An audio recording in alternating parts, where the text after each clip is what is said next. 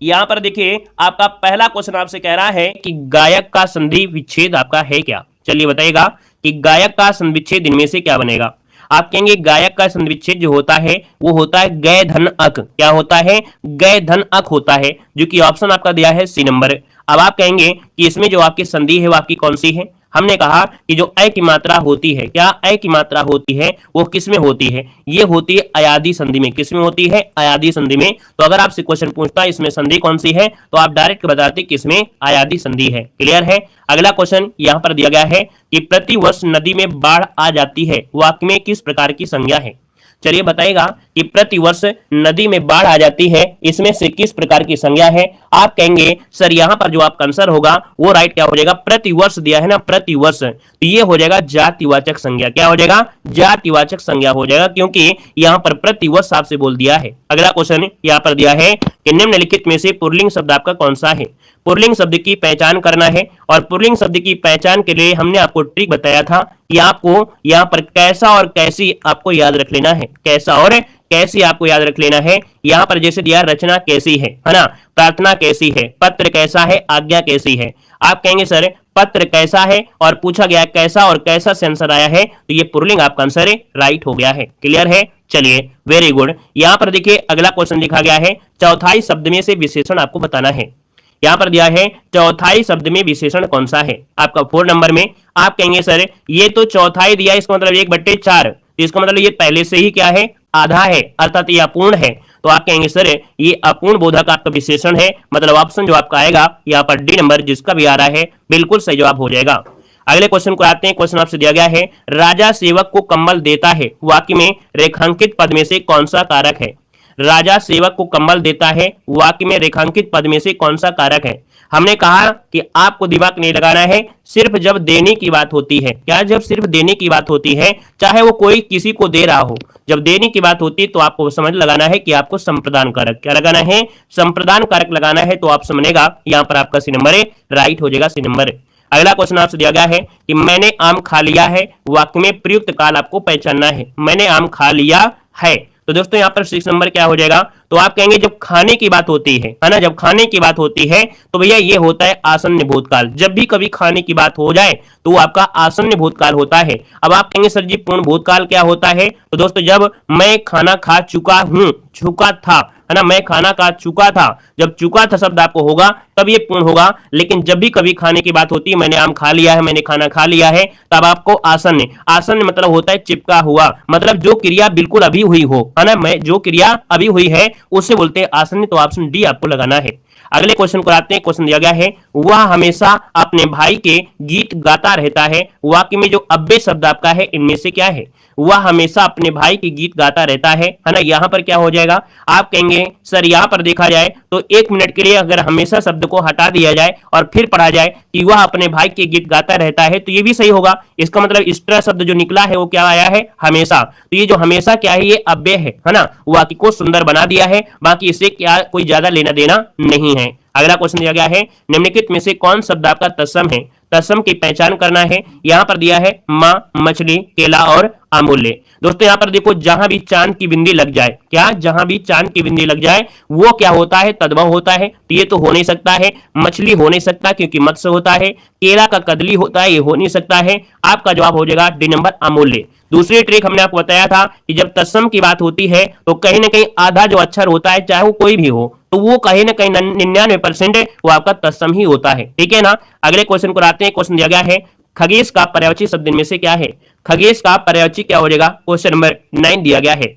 खगेश के पर्यायवाची की अगर बात करते हैं तो आपका आंसर क्या हो जाएगा। देखिए खगेश का पर्यायवाची होता है क्या, यहाँ पर होता है वैनतेय। क्या होता है, वैनतेय। अब आप कहेंगे सर जी वैनतेय तो हम पहली बार पढ़ रहे हैं, तो इसका मतलब हम क्या समझे, तो भाई वैनतेय आप पहले बार पढ़ रहे हैं तो आपको बता दें गरुड़ भी कहते हैं, इन्हें क्या बोलते हैं, इन्हें गरुड़ भी कहा जाता है, याद रखिएगा। ठीक है ना। तो ऑप्शन आपका आएगा सी नंबर, राइट हो जाएगा। क्लियर है। अच्छा यहाँ पर विद जो पूछा गया है, विद किसका होता है, तो विद होता है किसका, चंद्रमा का होता है। किसका होता है, ये आपकी चंद्रमा का होता है। ठीक है। यहाँ पर देखो वासुदेव किसे कहते हैं, तो वासुदेव कहा जाता है, भगवान कृष्ण को भी कहा जाता है। तो याद रखिए इसका ऑप्शन सी राइट हो जाएगा। अगला क्वेश्चन बताएगा इनमें से स्वर्ग का पर्यायवाची कौन सा नहीं है। इनमें से स्वर्ग का पर्यायवाची कौन सा नहीं है? आप कहेंगे कि सर स्वर्ग का पर्यायवाची वैकुंठ होता है, दिव्य धाम होता है, नाक भी होता है। ठीक है, नाक भी होता है, याद रखिए यहाँ पर गौ नहीं होता है। तो आपसे बनेगा यहाँ पर सी नंबर आपका राइट हो जाएगा दोस्तों, याद रखिएगा। ठीक है, अगले क्वेश्चन को आते हैं, धर्म बुद्धि में समास क्या है? धर्म बुद्धि में समास क्या है?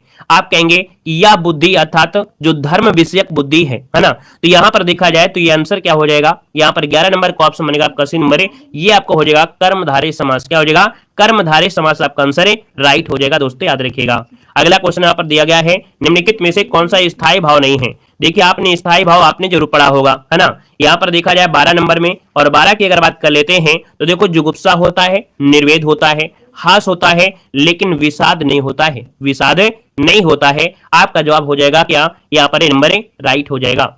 अगले क्वेश्चन को आते हैं, क्वेश्चन आपसे दिया गया है, वही मनुष्य है जो मनुष्य के लिए मरे, पंक्ति में से कौन सा अलंकार है? क्वेश्चन नंबर 13 ऑप्शन को लॉक किया। लाइक सर की संख्या भाई बढ़ाते हुए चलेंगे, ठीक है ना। यहाँ पर आपका दिया है वही मनुष्य है जो मनुष्य के लिए मरे, तो देखो यहाँ पर देखा जाए 13 नंबर में, तो आप कहेंगे सर ये है आपका अनुप्रास अलंकार। क्या है? अनुप्रास अलंकार है, जो कि ऑप्शन बनेगा यहाँ पर आपका ए नंबर राइट हो जाएगा दोस्तों, याद रखिएगा। ठीक है ना, मतलब वो भी कैसा है तो लटा अनुप्रास में आएगा। ठीक है ना। यहाँ पर दोस्तों अगला क्वेश्चन दिया गया है, हिंदी का प्रथम मौलिक उपन्यास कौन सा है?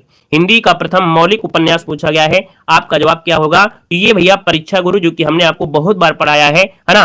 परीक्षा गुरु जो ऑप्शन आपका राइट हो जाएगा वो आपका ये नंबर राइट हो जाएगा। लाला श्रीनिवास दास के द्वारा ये आपका कृत आपका उपन्यास है ना। 1982 में इसका प्रकाशन हुआ था। अगला क्वेश्चन यहाँ पर आपसे दिया गया है, कह रहा है चिंतामणि किसका निबंध संग्रह है? टेलीग्राम है देव जी के ट्रिक। ठीक है, देव जी के ट्रिक से दिया गया है, सर्च कर सकते हैं, या तो लिंक आपको कमेंट बॉक्स में दी गई है तो उसमें आप कर सकते हैं। ठीक है ना। तो दोस्तों आप कहेंगे सर चिंतामणि किसका निबंध संग्रह है, तो आपका जवाब हो जाएगा सी नंबर रामचंद्र शुक्ल का है। किसका है? रामचंद्र शुक्ल, जो कि ऑप्शन बनेगा यहाँ पर आपका सी नंबर राइट हो जाएगा, सी नंबर हो जाएगा। ठीक है ना। आप कहेंगे सर यहाँ पर अगला क्वेश्चन कह रहा है कि अपने सैनिकों की विजय का समाचार सुनकर भारतवासियों ने, क्या अपने सैनिकों की विजय का समाचार सुनकर भारतवासियों ने क्या किया? भारतवासियों ने क्या किया? याद रखिएगा घी के दिए जलाए। क्या? घी के दिए जलाए। आप भरेंगे ऑप्शन नंबर आपका डी नंबर। अगला क्वेश्चन दिया गया है 17 से 21 दिया है आपका गद्यांश, और गद्यांश में दिया है आदिम आर्य घुमक्कड़ थे। और दोस्तों इसमें भगवान बुद्ध के बारे में, भगवान महावीर के बारे में, उनके बारे में दिया है कि इनको ज्ञान की प्राप्ति कब हुई, वही सब चीजें दिया है। हम इसे पढ़ेंगे नहीं लेकिन सॉल्व जरूर कर लेंगे। आप कहेंगे सर घुमक्कड़ में कौन सा प्रत्यय है? घुमक्कड़ में कौन सा प्रत्यय है? तो हमने कहा कि जब भी कभी प्रत्यय और उपसर्ग ना आए तो भैया आपको प्रत्यय को 3 बार बोलना है, घुमक्कड़, घुमक्कड़, अक्कड़, अक्कड़। अक्कड़ शब्द आ गया है आपका ए नंबर। महावीर स्वामी का जन्म कहां हुआ था? आप कहेंगे सर महावीर स्वामी का जन्म हुआ था कहां पर? वैशाली में, जो कि आपने जीके में भी पढ़ा होगा। अगला क्वेश्चन आपसे यहाँ पर दिया गया है, कह रहा है स्वच्छंद में कौन सी संधि है? चलिए बताइएगा, स्वच्छंद में जो संधि है वो आपकी कौन सी है? स्वच्छंद में आपकी संधि है, आप कहेंगे सुधन, है ना, सु शब्द निकलेगा, और इसमें तोड़ेंगे तो ये व्यंजन संधि में आपको टूटेगा। मतलब जो ऑप्शन आपका आएगा यहाँ पर डी नंबर राइट हो जाएगा। क्या हो जाएगा? डी नंबर आपका राइट हो जाएगा। तोड़ने बनेगा स्व, क्या बनेगा? स्वाधन छंद बनेगा, स्वाधन छंद बनेगा, और ये व्यंजन संधि में आपका है। अगला क्वेश्चन बताइएगा कि महात्मा बुद्ध ने जब बुद्धत्व प्राप्ति किया तब उनकी अवस्था कितनी थी? चलिए बताइएगा कि महात्मा बुद्ध ने जब बुद्धत्व प्राप्त किया तब उनकी अवस्था कितनी थी?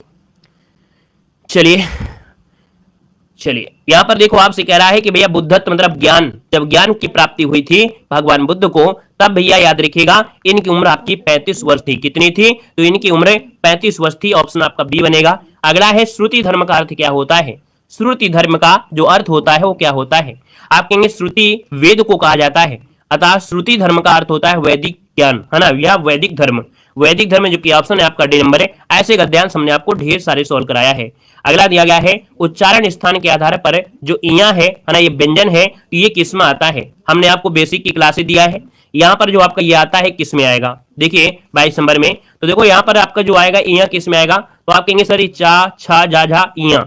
और चा जो होता है जब बोलते हैं तो जो जीभ होती है वो तालुक स्पर्श करती है, और जब तालुक स्पर्श करती है तो आप कहेंगे सर ये तालव्य में आएगा। किसमें आएगा? तालव्य आएगा। ऑप्शन राइट हो जाएगा, ए नंबर हो जाएगा। क्लियर हो गया। अगला क्वेश्चन दिया गया है कि कौन हिंदी की उपभाषा नहीं है? देखिए हमने बताया था कि हिंदी की 5 उपभाषाएं हैं। कितनी है? 5 उपभाषाएं हैं। एक तो आपका पश्चिमी हिंदी, राजस्थानी हिंदी, पहाड़ी हिंदी, फिर बिहारी हिंदी, और आपकी यहाँ पर पूर्वी हिंदी। अब इनमें से देखा जाए तो आप कहेंगे सर मराठी ये आपकी हिंदी की उपभाषा नहीं है। जो कि ऑप्शन आपका राइट हो जाएगा। यहाँ पर ए नंबर है जिसका आ रहा है बिल्कुल सही बनेगा, ठीक है ना। अब कुछ लोग यहाँ पर सी नंबर दे रहे हैं, कोई बी दे रहा है। भाई आप थोड़ा समझा करो ना क्वेश्चन में कह क्या रहा है और ऑप्शन क्या कह रहे हैं। जब आपको क्वेश्चन ना समझ में आए तो ऑप्शन तो देख लिया करें, है ना, कि भैया आपको हमने पश्चिमी हिंदी पढ़ाया, राजस्थानी पढ़ाया, पूर्वी पढ़ाया, लेकिन मराठी तो नहीं पढ़ाया है। जब मराठी नहीं पढ़ाया है तो आप तुक्का भी मार दिया करिए ना, तुक्का भी जरूर होता है, जब आप पढ़े लिखे हो तो तुक्का मार दीजिए करिए। देखो आपसे कह रहा है रिक्त स्थान आपको भरना है। कह रहा है रोहन को है कि मोहन इतना काम कर सकेगा। मतलब 24 नंबर की अगर बात करें तो मोहन को क्या है, मोहन को आशंका है, मोहन को आशंका है कि रोहन को आशंका है कि मोहन इतना काम कर सकेगा, कर सकेगा। क्लियर है। अगला क्वेश्चन यहां पर देखो दिया गया है कि दिए गए वाक्य में रेखांकित खंड को प्रतिस्थापित करने के लिए सबसे उपयुक्त विकल्प का चयन करना है। यदि इसे प्रतिस्थापित करने की आवश्यकता नहीं हो तो विकल्प किसी बदलाव की आवश्यकता नहीं है, यहां पर चयन करना है। तो चलिए देख लेते हैं क्या दिक्कत है, क्या समस्या है। यहां पर दिया है इटली की राजधानी रोम की तरह दिल्ली भी कई बार उजाड़ा और बसाया गया। देखा जाए यहां पर जो 25 नंबर है तो यहां पर भैया कई बार उजाड़ी और बसाई गई, है ना। मतलब यहां पर जो आपका आंसर बनेगा वो बनेगा कौन सा, डी नंबर।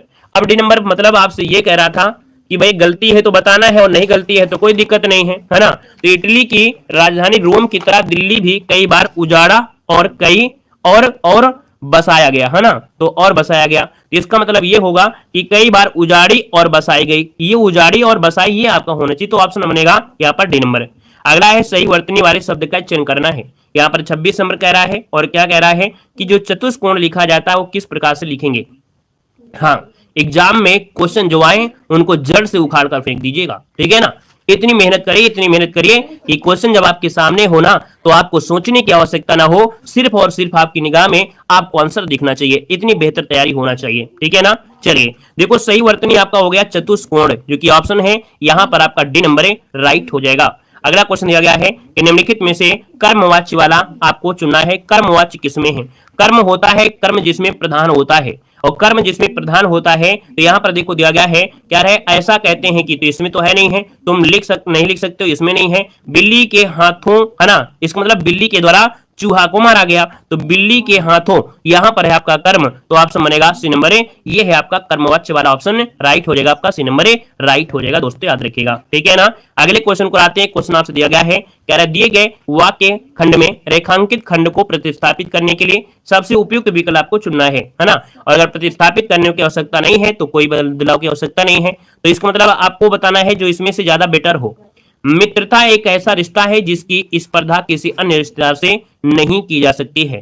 तो स्पर्धा किसी अन्य रिश्तेदार से है। यहां पर देखा जाए तो आपका 28 नंबर में क्या हो सकता है, तो कह रहा है स्पर्धा किसी अन्य रिश्ते से, लेकिन ऑप्शन सी देखिए तुलना किसी अन्य रिश्ते से। क्या दिया है, स्पर्धा दिया है, स्पर्धा नहीं होता है तुलना होता है। क्या, स्पर्धा नहीं होता है तुलना होता है, इसलिए याद रखिए यहां पर आपको स्पर्धा ना हटा के तुलना कर दीजिए तो आपका आंसर राइट हो जाएगा दोस्तों, याद रखिएगा, ठीक है ना, क्लियर है। चलिए पहली बार कितने लोग जुड़े हैं एक बार जय हिंद जरूर लिखिएगा, है ना, ताकि हमें पता चल पाए कि आप हमारे चैनल पर पहली बार आए हैं, है ना। आपका वेलकम भी है और हमारे पुराने स्टूडेंट का भी वेलकम है। पहली बार जुड़ रहे हैं तो चैनल को सब्सक्राइब करके जय हिंद जरूर लिखिएगा। यहाँ पर देखो दिया गया है अवर्णनीय शब्द के लिए एक वाक्य बताइएगा। अवर्णनीय क्या होता है, अवर्णनीय शब्द जो होता है क्या होता है, आप कहेंगे अवर्णनीय मतलब होता है जिसे वाणी द्वारा या वाणी व्यक्त न कर सके, जिसे वाणी द्वारा व्यक्त न कर सके उसे कहते हैं। आपका जो आंसर है यहाँ पर आपका सी नंबर राइट हो जाएगा। जो लोग पुराने हैं उनका डबल वेलकम है, जो लोग न्यू है उनका वेलकम है। तो भैया जितने पुराने स्टूडेंट है वो तो डबल वेलकम करेंगे ही करेंगे, है ना। यहाँ पर ऑप्शन सी हो जाएगा। नेक्स्ट क्वेश्चन दिया गया है कि काटो तो खून नहीं, इस लोकोक्ति का सही अर्थ क्या हो जाएगा। चलिए बताइएगा। भाई शेयर आप लोगों ने नहीं किया है ना वीडियो में, आज शेयर आप लोगों ने नहीं किया, थोड़ा शेयर भी कर दीजिए, थोड़ा सा अच्छा लगने लगे, है ना। और जितने भी लोग जुड़े हैं एक बार सभी लोग जम के एक बार लाइक भी कर दीजिएगा, ठीक है। जितने लोग जुड़े हैं वीडियो को लाइक भी कर दीजिए और जम के शेयर भी कर दीजिएगा। जय भीम भैया, जय भीम, जय भीम, वेलकम है। देखो दिया है काटो तो खून नहीं, लोकोक्ति का सही अर्थ क्या है। 30 नंबर की अगर बात करते हैं तो भाई याद रखिए भय के कारण स्तब्ध हो जाना, है ना, मतलब डर के कारण बोलते हैं ना, कभी कभी बोलते हैं ना बिल्कुल खड़े हो जाएंगे एक जैसे, है ना, ठूंठ का ठूंठ बन के। तो याद रखिए भय के कारण स्तब्ध हो जाना, ऑप्शन बनेगा आपका सी नंबर। अगला दिया गया है अष्टछाप के कवि नहीं है। देखो हमने बताया है कि जब भी आप हिंदी पढ़े तो ये क्वेश्चन जरूर पढ़िए, है ना, कि अष्टछाप की कवि। तो आप कहेंगे अष्टछाप में 8 कवि होते हैं, और 8 कवियों में देखा जाए तो कौन कौन से कवि हैं ये तो आपको पता ही होना चाहिए कि भैया गोस्वामी विठल नाथ थे, उनके 4 शिष्य थे, गोविंद स्वामी, नंददास, छीत स्वामी और चतुर्बुदास। वहीं पर बल्लवाचार्य के 4 शिष्य थे, सूरदास, कुम्भनदास, रामानंदास और कृष्णदास। तो आपको याद रखना है इनमें से जो आपका ऑप्शन आया है 31 नंबर में कौन है, तो यहाँ पर देखा जाए तो आपका जवाब हो जाएगा नाभादास, है ना। यहाँ पर 31 नंबर आपका है नाभादास, आपका आंसर ए नंबर राइट हो जाएगा। अगले क्वेश्चन को आते हैं। क्वेश्चन आपसे दिया गया है कि सूक्ष्म शब्द का विलोम शब्द क्या है। सूक्ष्म का विलोम क्या होता है, तो सूक्ष्म दिया है, आप कहेंगे सर सूक्ष्म है तो यहाँ पर स्थूल हो जाएगा, है ना। यहाँ पर जो आंसर आएगा वो आपका ये नंबर स्थूल हो जाएगा। स्थूल मतलब होता है मोटा मोटा, है ना, मतलब जैसे ना आटा जैसे होता है बहुत बारीक पिस जाता है, और कोई आटा ऐसा होता है जो स्थूल होता है थोड़ा सा, है ना। यहाँ पर ऑप्शन हो गया ए नंबर। अगला है कि अवली और अविल का अर्थ क्या होता है। चलिए, अवली और अविल का अर्थ क्या होता है। आप कहेंगे यहाँ पर जो आंसर है, अवली मतलब होता है पंक्ति और अविल मतलब होता है गंदा, ठीक है। यहाँ पर जो आंसर बनेगा वो डी हो जाएगा, पंक्ति और गंदा, ऑप्शन राइट हो जाएगा। अगला क्वेश्चन दिया गया है, अत्याचार शब्द में उपसर्ग कौन सा है। अत्याचार शब्द में उपसर्ग पूछा गया है। अत्याचार को तोड़िए जल्दी से, है ना, जितने जो लोग जुड़े हैं, अत्याचार को पकड़ पकड़ के खींचिए, टूट जाएगा। लेकिन इतना भी ना टूटे तो इसका अर्थ भाई ना निकल पाए, है ना, इतना तोड़िए कि अर्थ निकल पाए। याद रखिए अत्याचार को तोड़ेंगे तो बनेगा अति धनाचार। क्या बनेगा, अति धनाचार। और अति जो शब्द है वो ऑप्शन ए नंबर है, सभी को दिख रहा है, ए नंबर आपका राइट हो जाएगा। अगला आपसे कह रहा है महोर्म का संधिविच्छेद इनमें से कौन है। सबसे पहले आपको पता होना चाहिए कि इसमें संधि कौन सी है, इसमें से कौन सी संधि है, इसका ज्ञान जरूर आपका होना चाहिए। हमने कहा कि यहाँ पर देखो ओ की मात्रा है, और ओ की मात्रा जो लगी होती है वो आपकी गुण संधि में लगी होती है। अब इसको तोड़िए, यहां पर तोड़िए तो आप तोड़ेंगे महाधन ऊर्मी। क्या तोड़ेंगे, महाधन ऊर्मी में आपको तोड़ेंगे, जो कि आप कहेंगे सर इसमें गुण संधि है। क्लियर है, बढ़िया है। अगला क्वेश्चन को आते हैं। क्वेश्चन दिया गया है, कह रहे हैं वे वाक्य सरल वाक्य कहलाते हैं जिनमें। चलिए 1 मिलियन सब्सक्राइबर हो जाएगा, धन्यवाद भैया। देखो दिया गया है वे वाक्य सरल वाक्य कहलाते हैं जिनमें क्या होता है, तो आप कहेंगे सर सरल वाक्य उन्हें कहते हैं, याद रखिएगा कि एक ही उद्देश्य और एक ही विधेय हो। क्या, एक ही उद्देश्य हो और एक ही विधेय हो, वो होता है आपका सरल वाक्य। ऑप्शन बनेगा यहाँ पर आपका सी नंबर राइट हो जाएगा। अगला क्वेश्चन दिया गया है कि वैदेही वनवास किसकी रचना है। वैदेही वनवास किसकी रचना है, जवाब देना है। यहाँ पर देखो वैदेही वनवास, जो कि कई बार एग्जाम में आपके पूछा भी गया है, याद रखिएगा अयोध्या सिंह उपाध्याय, जिनको उपनाम क्या है, हरियौध। जब भी कभी आप उपनाम लिखें, कभी कभी ये भी चीज आ जाती है, ये जो हरियौध लिखा है ना, तो कभी कभी डबल इन्वर्टेड कामा आ जाता है, तो याद रखिए गलती पूछता है, तो याद रखिए गलती होती है कि जब भी कभी किसी का उपनाम हो तो हमेशा सिंगल इन्वर्टेड कामा में ही रखा जाता है, डबल नहीं रखा जाता है, ठीक है ना। क्लियर है भाई, याद रखिए इसका जो ऑप्शन है आपका ये नंबर राइट हो जाएगा। क्लियर है।